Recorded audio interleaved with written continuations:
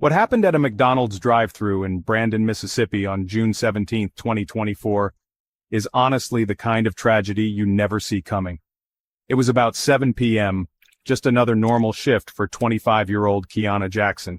She was a young mom, a hard worker, and somebody everyone described as having a laugh that could fill a room. But that night, everything changed. The shooter was John Terrace Dampier. He wasn't just any stranger. He was the father of Kiana's 2 kids. Their relationship had ended, but their lives were still intertwined, especially for their children. Just 3 days before, they'd actually sat side by side at their daughter's preschool graduation. It's heartbreaking to think they were celebrating their child's milestones, and then this.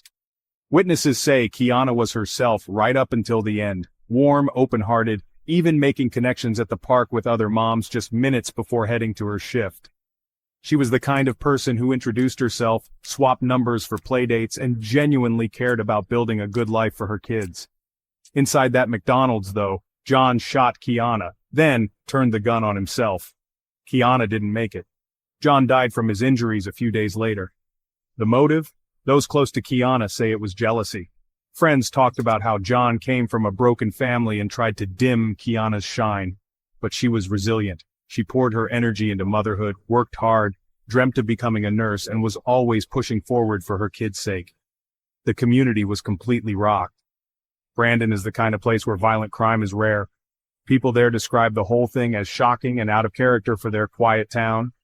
The police chief called it an isolated incident, but for those who loved Kiana, it was a loss that just doesn't feel real. There's a GoFundMe now, set up to help with funeral costs and to support her children's futures. And honestly, if this story makes you feel anything, I hope it's a reminder to check in on people, to look out for friends who might be struggling, and to never underestimate the power of a supportive community. Kiana's light was undeniable, even in her final moments. Let's not forget her, or the 2 little ones she leaves behind. If you or someone you know is caught in a cycle of abuse or emotional turmoil, please reach out. Help is always available. Stay safe, take care of each other, and thanks for listening.